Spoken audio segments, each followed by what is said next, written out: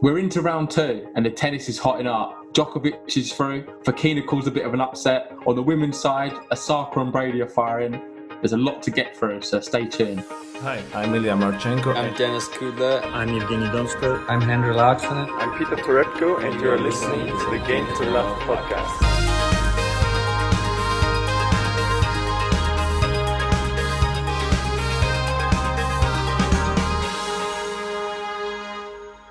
So, not so many upsets so far in round two.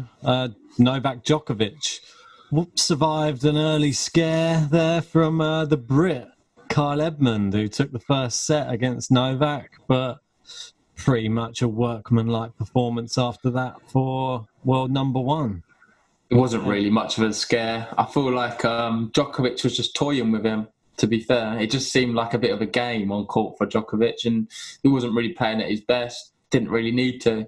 Edmund was playing relatively well in the opening few sets, but just Djokovic was too strong, really. There's not really much to report on this match, aside from the fact that Djokovic ultimately was just levels above Kyle Edmund in this match, and it showed because at any point Djokovic wanted to raise his game to the next level. Edmund was unable to keep up, and then that's when you started seeing the unforced errors and just inability to really stay in the rallies at all. What did you think was the key for getting over that 1-set-to-love deficit? What did you see him change in his game? Who, Djokovic? Yeah, I mean... Nothing really. He just raised his game a little bit. He's just too good. It's like men versus boys, the match for me. It's always there's not really much to report on it for me, because Djokovic just... It's like he was toying with Edmund, and he had him where he wanted him the whole time, even when he was down a set. At the end of the day, it felt like Djokovic was in control. There wasn't one point in that match where I thought it was ever in dispute that Djokovic was going to lose. And in the end, come through and won the final three sets, 6-3, 6-4, 6-2. Yeah. And it sets up another match with Struff, Jan-Lennard Struff. As we predicted. Like we predicted. So if you've not checked out our US Open draw video, have a look at that, because we predicted the fact that we thought these two would face up. It's not rocket science, to be fair. It's kind of, I think most people would have said the same. But to be fair, a lot of our selections, looking at them along the second round, we kind of anticipated who would be going through. So we've not done too bad so far, Ben. No, I mean, with Struff, I hate to say it, but I can see Djokovic. He might be able to take a set off him again, maybe, but Djokovic is going through. I can't see it going any other way. But I think it's going to probably be more convincing than the Edmund one, to be honest. I just think Struff doesn't have the game for Djokovic. He's a bit erratic in his shots, and Djokovic is able to pick someone off like that with ease, really.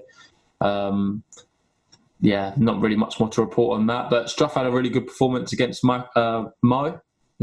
Michael Mo. Who, he's a good player. Don't get me wrong, but I think this is a bit of a level too far, like the slams. He's a very good player on the challengers, wins a lot of them, but taking that level above. Granted, he's only young. He can improve quite a bit, but he's not quite there yet for me in the US Open to be competing with some of the big dogs. Probably the easiest route through to the next round was Pablo Carreno Buster. Sad to see. Well, Mitchell Kruger there came up against someone the seasoned in Grand Slams, Carreno Buster. 6-1, 6-2, 6-2, an easy dispatch of the American.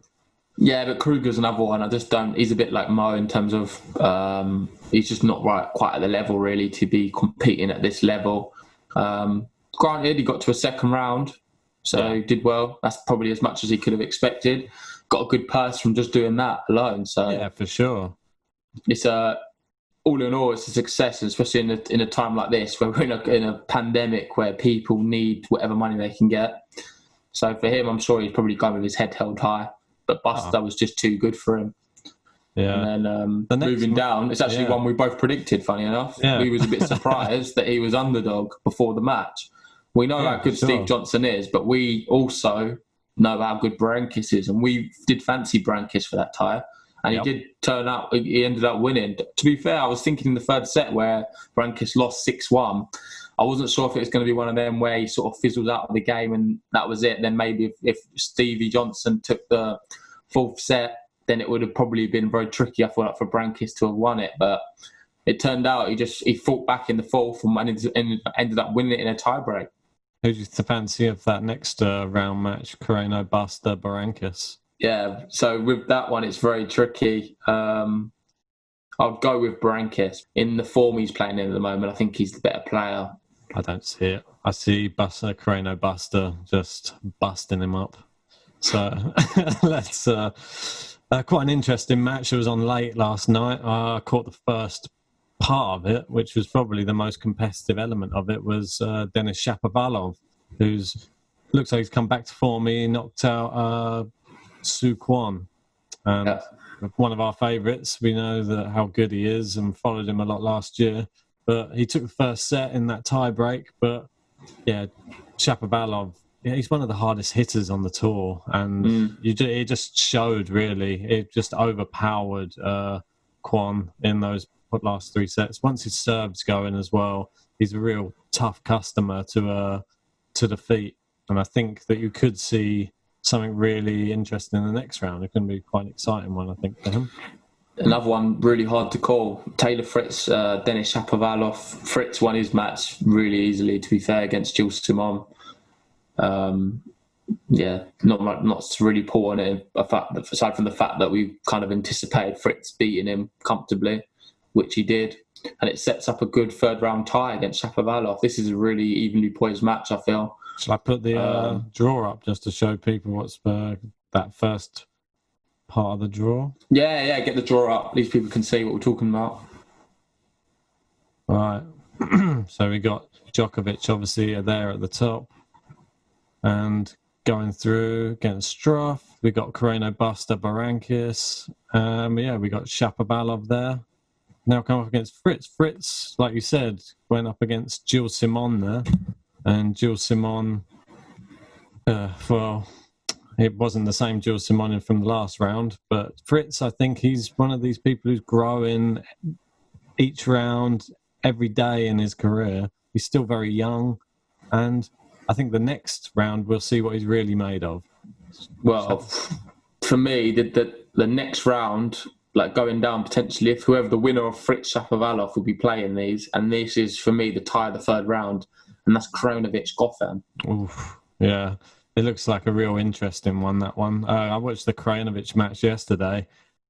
He just had too much for Jerome, to be honest. He lost points when he felt like turning it on, and he sort of had break points against him quite frequently, but he still was able to just turn it on, and I think he may have got broken a couple of times, but he instantly got it back again and comfortable, really. Well, we know how good form Kronovic is in at the moment. At the end of the day, he's just beaten Team last week, so his confidence is sky high at the moment. Yeah, but he's playing Goffin, another player who's in some good form.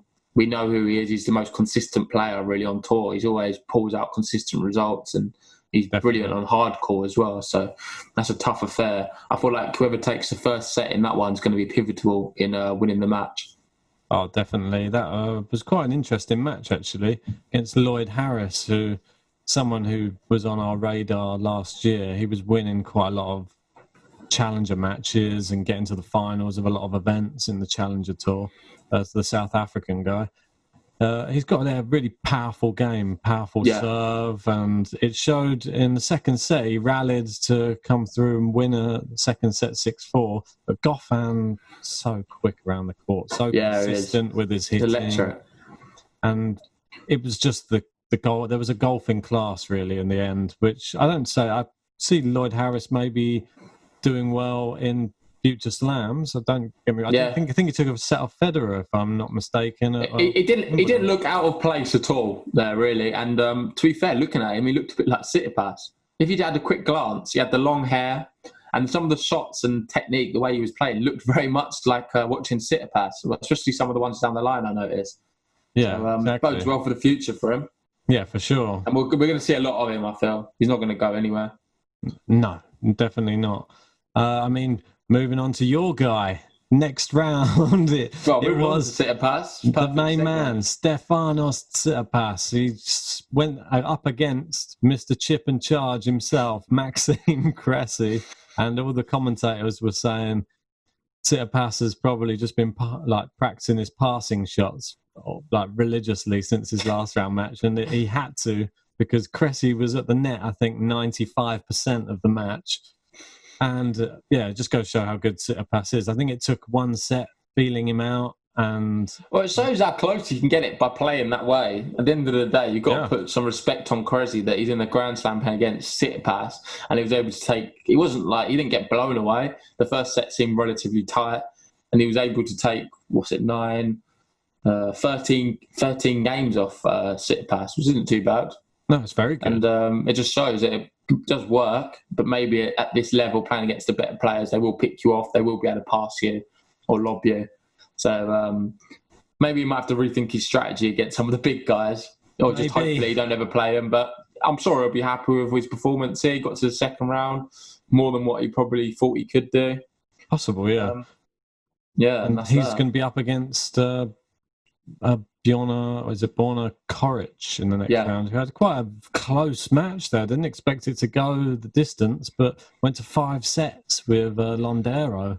Well, that third set was pivotal. I was watching it, and Koric was 4-1 up in that with 2 breaks, and Londero managed to pull it back to a tie break and then win the tie break. And I thought like that's when the tides were sort of turning a bit. I had to go to sleep after that because I was pretty tired, but I woke up this morning and I wasn't sure how the end result would have been. But it looks like Koric then turned it on and won the final 2 sets relatively comfortably, 6-2, 6-3. Yeah. What I did see in that match, it was a case of Londero was extremely solid. He was playing some really good ground strokes, especially on his forehand side. And I think Koric, what he was doing was just overplaying a lot of the points and trying to hit too much into the corners when he just needed to pick his time and play more high percentage shots rather than these sort of ambitious winners, as per se, which wasn't really coming off for him. He ended up winning it in the end, so he must have changed it in the final 2 sets, and that sets up a good tie against Tsitsipas. I think Tsitsipas should be okay there, to be honest. I think so, yeah. I think it's a safe bet. He's had much less time on court as well, which is probably going to just help him even further. Yeah, and looking at the draw, I think Tsitsipas, I'm glad I picked him now. Yeah, because I think he's got a relatively nice draw. He has. Potentially through to the semi-finals. I don't want to jinx it because there's no easy matches at this level, but for me, I feel like he should. Hopefully, he can get to the semi-finals, which would be great. He'll be playing either the winner of Thompson, Kukushkin, who both come through against tricky opposition actually, and Gerasimov and Garin. If we look at the Thompson Gerasimov, I know you said that you thought Thompson was going to win that match. I was more edging towards Gerasimov. I'll take a little. You can have that one. Yeah, we're getting on to my one in a minute, mate. Yeah, I know. But then, and also, once we were off camera, we both gave our pick of what we thought was going to happen in the Kukushkin-Garin match. I said Kukushkin in 5. You said Garin in 3, I think. Yeah. But what happened? Well, when it went 2-0 down quite quickly, I was thinking that's a bit of a terrible pick. After that 2 sets to love lead, he went ahead there. Kukushkin, he's really underrated, I think, as a player. Especially in these big competitions, he can cruise through a few rounds, and people don't notice him moving through. You did say that as well, to be fair. And Kukushkin's a very solid player. I think Garin was a bit unlucky in terms of he had a lot of the momentum. He was up a break in the final set. It looked like he was going to be able to hold it out. But then Kukushkin, Garin had a lapse of concentration. He had a bit of issues with his leg as well. He had a medical timeout in that final set where he was having a bit of a rub down during the match. And at that point, the writing was on the wall really for Garin because he's just level dropped a little bit. He was trying to finish off points really quickly. And I feel like if he was at his best, I feel like Kukushkin would not have been able to do what he did. But we've seen Garin in the previous round, he went down 2 sets and ended up winning that 3-2. So I thought it was going to be another story like that. Wasn't to be on this occasion, and Kukushkin won. I was happy for him. I saw his girlfriend was in the literally sitting where the coaches were, and she was just quite emotional as well afterwards. Really? So, yeah, that's brilliant for them at least. She's probably thinking about what to do with the house. Yep, it's already spending with extra money. She's already spent it, probably. Yeah. Yeah. So that's an interesting next round match. What do you fancy on that one? Jordan Thompson versus Kukushkin. I think Thompson, based off what I saw against Gerasimov, I rate him a bit more now. I think Thompson, he's been playing well this whole tournament, really. He's not really had an easy match either, and he's surprised me on every occasion. That's what I thought. I thought his form going into the tournament, that's why I thought he would most likely be probably meeting up with Tsisipas in that round. That was the sort of route I saw in that. Well, if you show your screen, you could show them like who they'll be playing next. So then you got obviously the winner of Thompson Kukushkin versus Tsisipas Koric. Yeah, exactly. So, and then moving we've got down these here.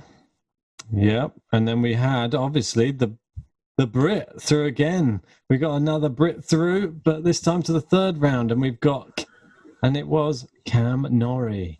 Norrie doing the business against, Coria. He sort of got through in 5 in the first round, but we know... Yeah, we didn't really expect him to get through Jason Jung.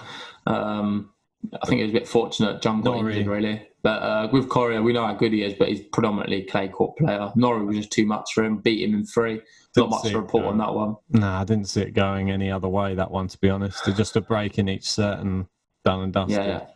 And he'll be playing your pick of Davidovich Fokina, mate. Yeah, you called it. And he won in 4 sets against Hubert Hurkacs.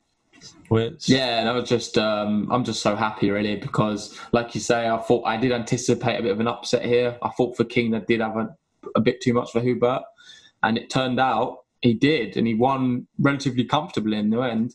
I think Hurkacs had a bit of an injury going into the 4th, but I think that was predominantly the fact that he was down 3-0, and Fokina was just dominating him on his forehand, and he was just like, I want to get off this court as quick as possible. But like I said, Fokina's just beaten Denis Novak in 5, looked really impressive. Denis Novak, by no means an easy match, and then to be playing Hubert and beat him as well, it's not going to be easy for Norrie. It's not going to be easy. And also, shout out to that guy in the comments telling me Fokina, he's not going to think, he can't see that pick, calling me brave, saying there's no chance. For sure. Makes a change, I'm right anyway for once. Yeah, for sure. But that was impressive. In the fashion, he did it as well. To get it done 6-2, 6-2 in the last 2 sets. That was pretty impressive. Good to see the young players coming through and making a run, because you never know. I expect Norrie to win, but you never know. Like, Fokina looks very good. He's just knocked out seed, number 24 seed, and Norrie is not seeded. And so, but Norrie has been playing very good tennis. And he beat Schwartzman. And that's bigger feather in your cap than probably Hubert Hurkacs. I'm assuming you're going more on you're edging towards Norrie to beat Fokina now. I would be, I would be. Yeah, I'm more on the Fokina side, obviously. Obviously. I've got to back my boy there. Yeah, you've got to. There's someone who I don't even really want to speak about, because I was watching the match and it just annoyed me. Jack Sock, what's he doing? Like, Manarino was playing good tennis, but Jack Sock he was just moaning for the whole first set about something to do with, I think it was to do with the time violations. And he was got a time violation, but it wasn't the same for Manarino, he was saying. Oh, how come?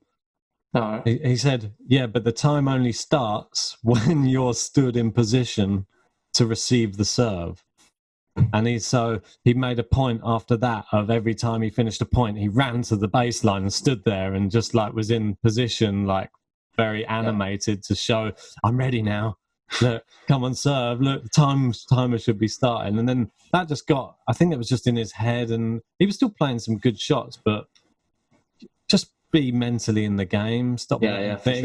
And after that, I think he beat himself. Manarino wasn't playing bad, and he just put out a good performance. There were some good rallies, don't get me wrong, but I didn't ever see Sock winning it after that. You're still sharing your screen, by the way, Ben. Yeah, that's fine. I mean, I just wanted to touch on that last one, which was, I can take it off. You can probably see the result there anyway. Yeah. Which is Brandon Nakashima, who was my lad, who I was backing due to the fact of just love the kid and just think that he's just the future of the sport. But it showed a lot of the sides the sides of his game he needs to improve now. That's all I thought was evident in that. I thought he did really well to get a set, and I backed him to take one set, but after seeing how powerful Zverev is in comparison to him, I'm not surprised that he didn't manage to get any more sets after that one. For me, I've got a bit of different analysis of the match, really. I don't put too much on Nakashima, like things for him to improve. Obviously, because there's going to be some flaws in his game. I just think Alex Zverev, we got to see the reason why he is so high in the world and such one of the best players and young prospects there are in tennis. I thought in that second set he lost, we could see what his problem was, and that was the fact that on his second serve, he only won 11% of points. And that is just, at this level, you can't be winning 11% on your second serve. But throughout the match, what we saw behind his first serve, he was unplayable, really. And the amount of points he was winning, I think that would be threatening to a lot of players, even including Djokovic. I think Djokovic could have a very tricky match against Zverev if he's playing in this form. And I think we've been on here a lot of times criticising Zverev, but today we was able to see, yesterday we was able to see the real Alex Zverev and how good he is and why he is dubbed as one of the up-and-coming youngsters who is able to win a potential slam one day.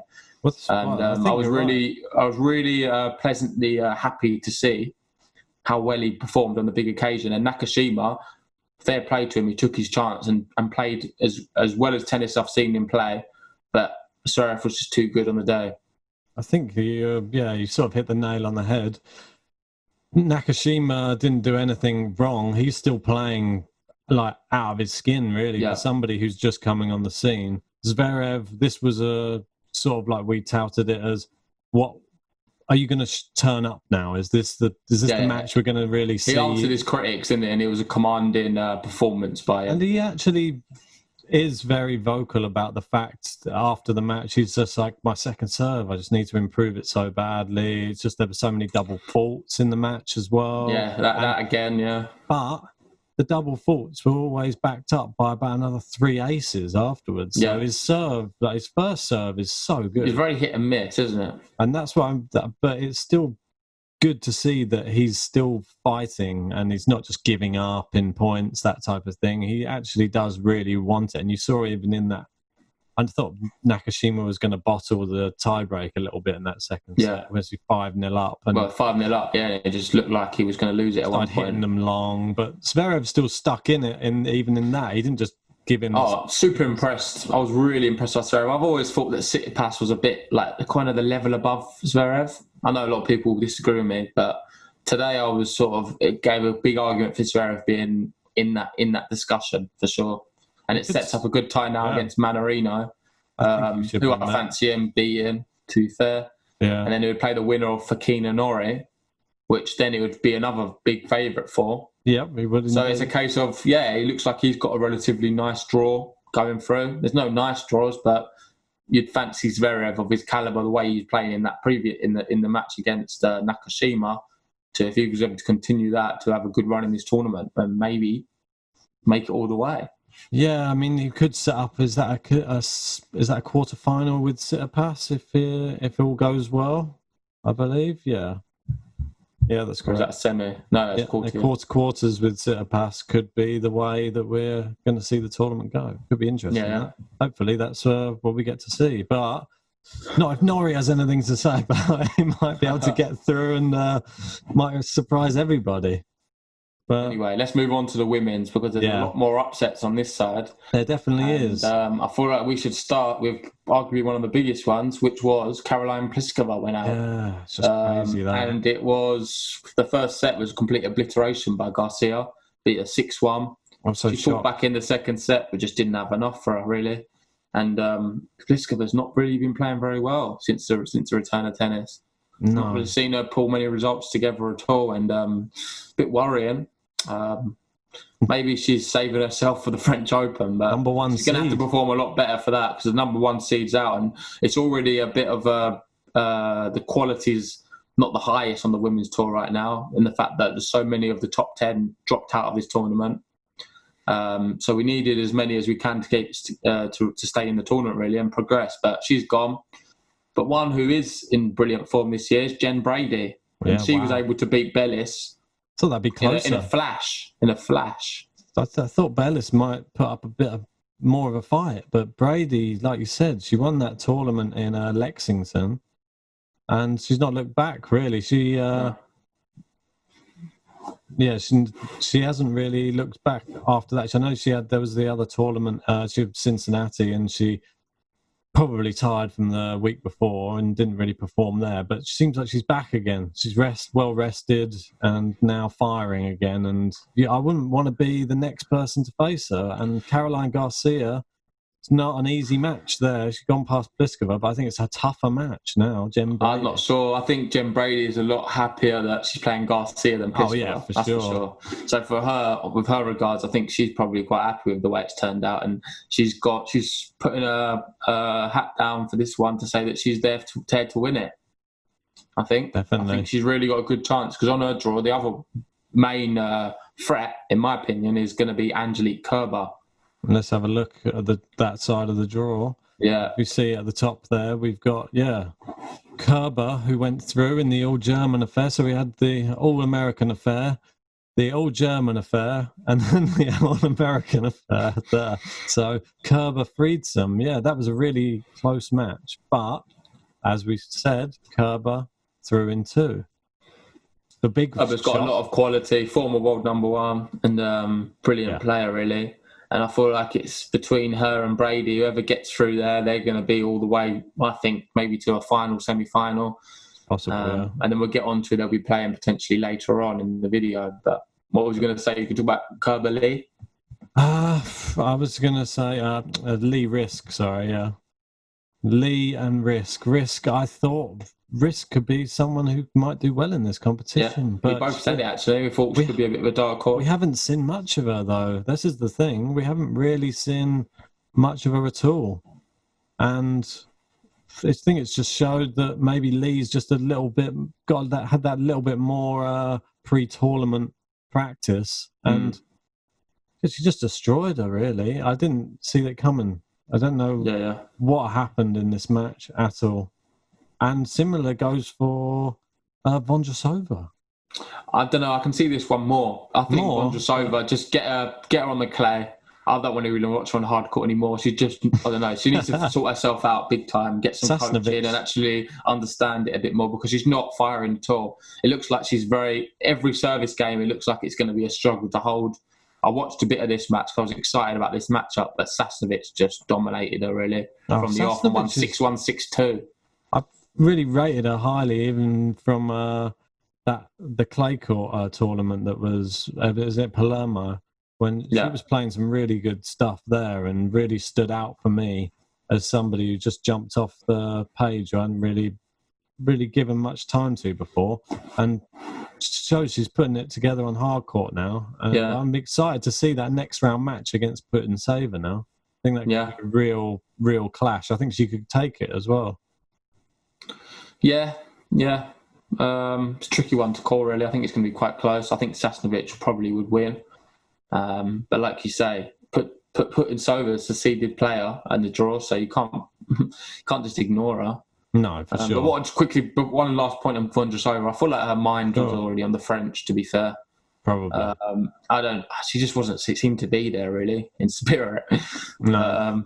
Anyway, let's move down to arguably the L of the whole tournament so far, or maybe the L of tennis in general ever. So we have a look at it here. Get it up on big screen. I don't think I've ever seen a result like it. It was just that bad. And Mladenovic come out the blocks, firing, playing really good stuff. You'd fancy her. She was the favourite in this affair against Gracheva. But then just capitulation. In the second set, she's up 5-1. You think it's going to be easy. She's probably already thinking about her early shower. Yeah. And then 40 love up, 3 match points, and just collapsed. There's not really much more to report. I don't think she didn't win a game after that. 40 she won love one, I think, but that was it. 40 love and 3 match points. My ears playing tricks on me. Literally, that's exactly how it went. It's ridiculous. I think she might have been 5-2 up at that stage where she had the 3 match points. But either way, it was just it's not acceptable, and it's just poor from her. And then the third set, 6-0, bagel. I just don't understand how this is even possible. But I've seen it with Mladenovic before. I feel like it's happened recently as well. I forget I don't know if it was Cincinnati that close, or maybe something before that.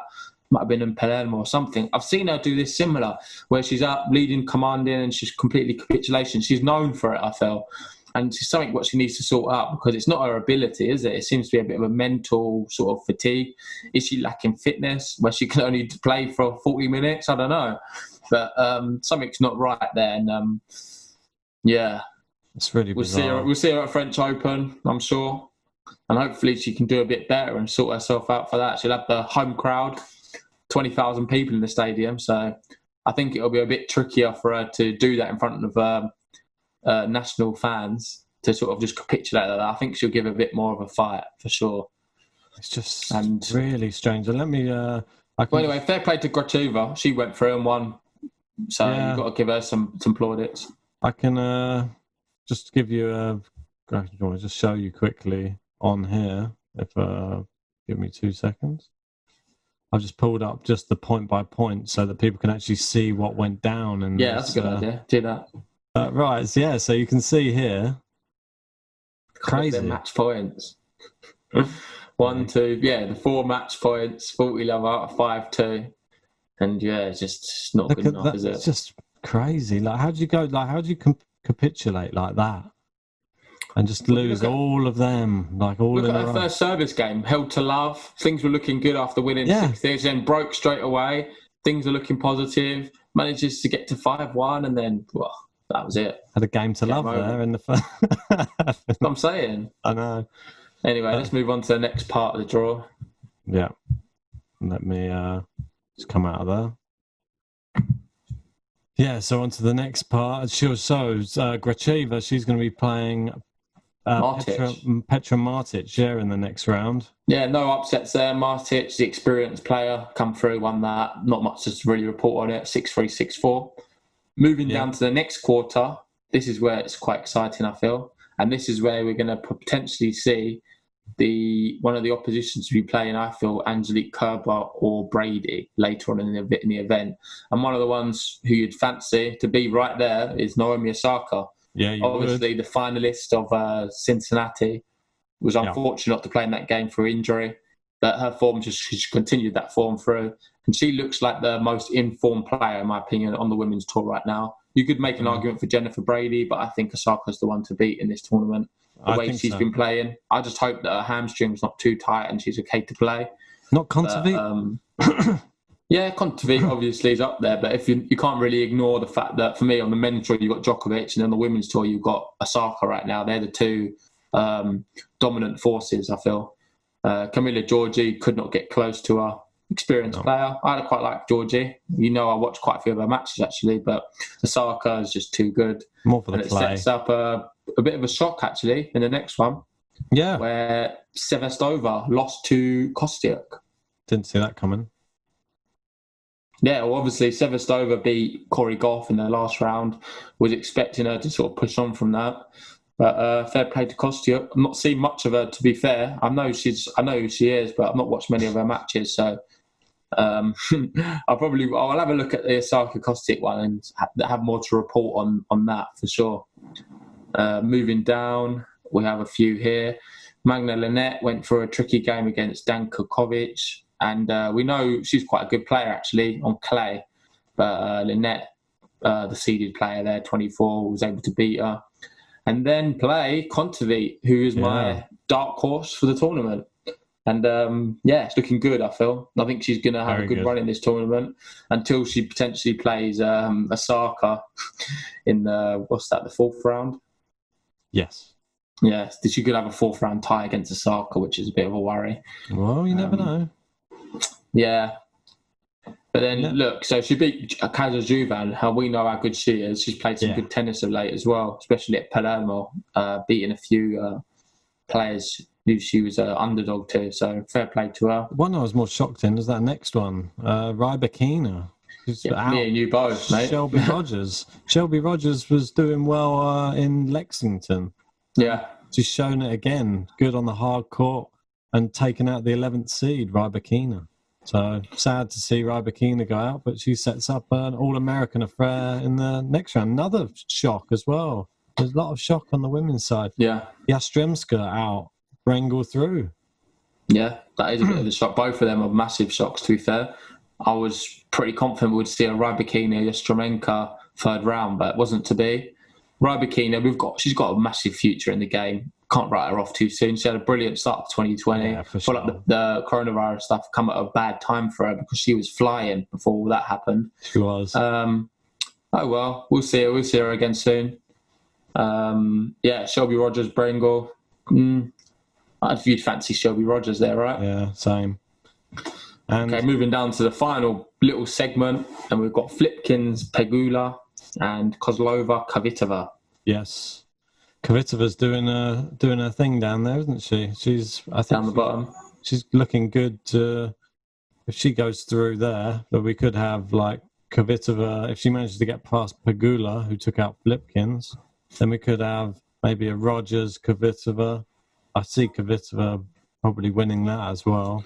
Yeah, I think Kvitova's rubbing her hands together, mate, that Yastremska and Rybakina have gone out. Yeah, for sure. And we could have an Osaka Kvitova quarterfinal. That could be cool. Yeah, really. Yeah. Look forward to that.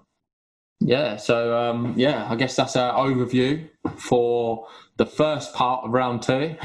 We've got the other part tonight. We'll be watching them matches and we'll be doing another podcast tomorrow.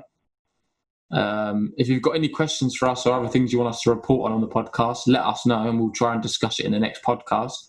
If not, have you got anything to say, Ben? Not really. Just keep your eye on the US Open. We'll be keeping our eye closely on it and just trying to watch as many matches as possible and just keep you up to date on a daily basis. So, yeah. Yeah, if you've not already, make sure you like, comment and subscribe, and we'll see you on the next one. Peace.